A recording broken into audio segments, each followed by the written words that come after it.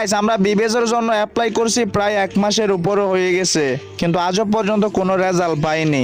যখন নতুন নতুন অ্যাপ্লাই করছিলাম সবাই কিন্তু বিবেচ নিয়ে ভিডিও করতো, এখন কিন্তু বিবেচ নিয়ে আর কেউ ভিডিও করে না। তো তোমরা অনেকের মনে প্রশ্ন, আমরা যে বিবেচের জন্য অ্যাপ্লাই করছি বিবেচ কি পাবো না? আসলে ভাই বিবেচ পাবো না তেমন কিন্তু না। এর আগের বার যারা বিবেচের জন্য অ্যাপ্লাই করছিল, মানে গতবারে যারা বিবেচ পাইছিল তাদেরকে কিন্তু ভাই 15 দিনে বিবেচ দিয়ে দিছিল। আমাদের এখন পুরো 1 মাসের উপর হয়ে গেছে, তারপরেও ভাই আজও কোনো রকম রেজাল্ট দেয়নি।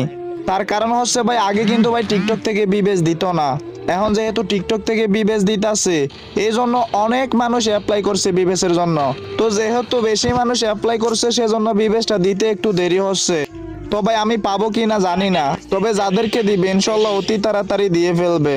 আর গাইস তোমরা আমার আইডিতে একটু ঢুইকে দেখো, পুরোপুরি ডাউন হয়ে গেছে ভাই, কয়েকদিনের মধ্যে ভাই বিবেচ দিতে পারে। এতদিন আমার আইডিতে